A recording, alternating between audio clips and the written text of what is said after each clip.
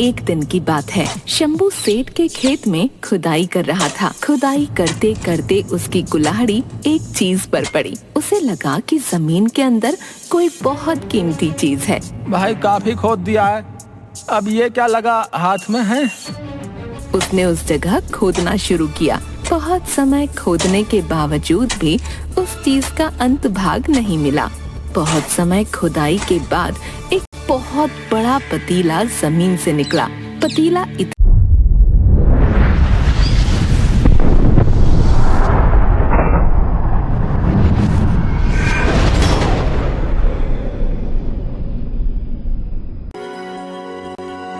एक गांव था जिसमें एक मजदूर रहता था जिसका नाम शंभू था। शंभू बहुत गरीब था। वह दिन भर मजदूरी करता था। उसको इतनी मेहनत करने के बावजूद भी ज्यादा मजदूरी नहीं मिलती थी। शंभू की एक आदत बहुत गंदी थी। वो बहुत ज्यादा बोलता था। कभी सीधी बात नहीं करता था। अगर बात सीधी बोलनी भी होती थी तो वो उल्टा बोलता।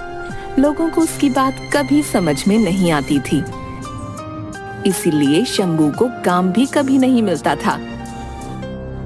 एक दिन शंभू अपने घर के पास एक पेड़ के नीचे बैठकर अपने दोस्त से बोला, 1 महीना बीत गया है, कहीं काम ही नहीं मिल रहा है। अरे क्यों नहीं मिल रहा काम? काम मिलते ही अच्छे से निपटाऊंगा उसको।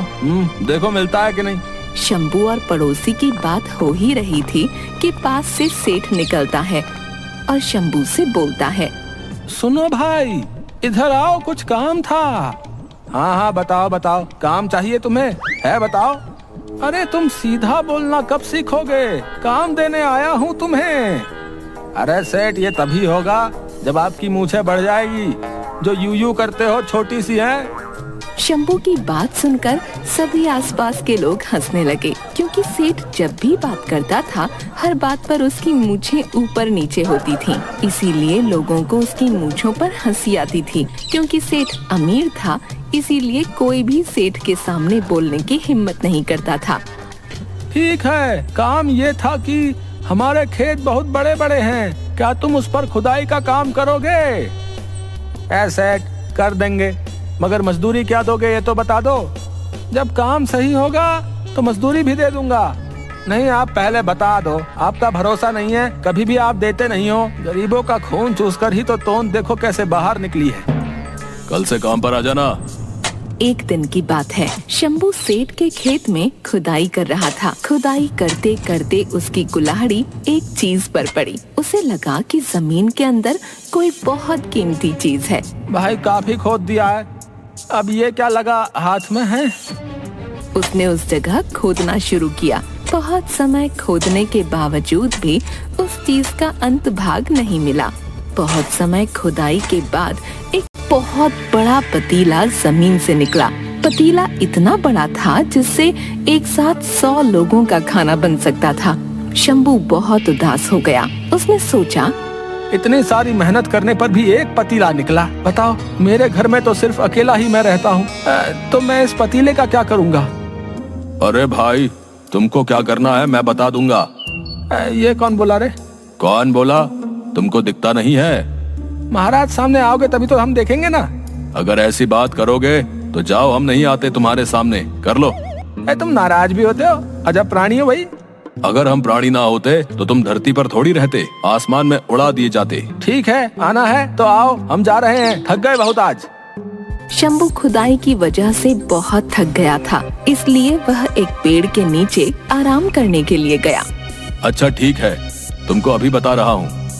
उस समय शंभू की कुल्हाड़ी उस पतीले में गिर गई। जब वह आराम करके उठा तो उस पतीले में बहुत सारी कुल्हाड़ियाँ थीं। वह इसे देखकर चौंक गया। उसने आसपास देखा तो उसे कोई न दिखा। उसने सारी कुल्हाड़ियाँ गिनी। उस पतीले में 100 कुल्हाड़ियाँ थीं। उसे लगा कि यह कोई मामूली पतीला नहीं है, जरूर यह कोई जादुई पतीला है। अरे ये क्या हुआ है? ये सच में कुछ जादू हुआ है? जब मैं बोल रहा था तब तुमको कुछ सुनाई नहीं दे रहा था। ऐसा है, मैं डरता नहीं हूँ, मगर मेरा बहुत फायदा हुआ है, मजा आ गया भाई। यह पतीला जादुई है कि नहीं, इसके लिए उसने उसमें से एक कुल्हाड़ी को पतीले में वापस डाला। वह एक कुल्हाड़ी थोड़े ही क्षणों में 100 कुल्हाड़ियों में बदल गई। वह यह देखकर बहुत खुश हो गया। अब कुछ समझ आया कि नहीं? देखो भैया, ये हमारा पतीला है और हम ये लेकर जा रहे हैं। ठीक है, ले चलो। क्या ले चलो है? तुम जो भी हो, रुको यहीं। क्या यार, ठीक है। आगे क्या हुआ जानने के लिए इसके दूसरे पार्ट को जरूर देखिए। मैं इसके दूसरे पार्ट का लिंक इसके डिस्क्रिप्शन बॉक्स में दे दूंगा। वहां से आप इस वीडियो के दूसरे पार्ट को भी देख सकते हो। धन्यवाद।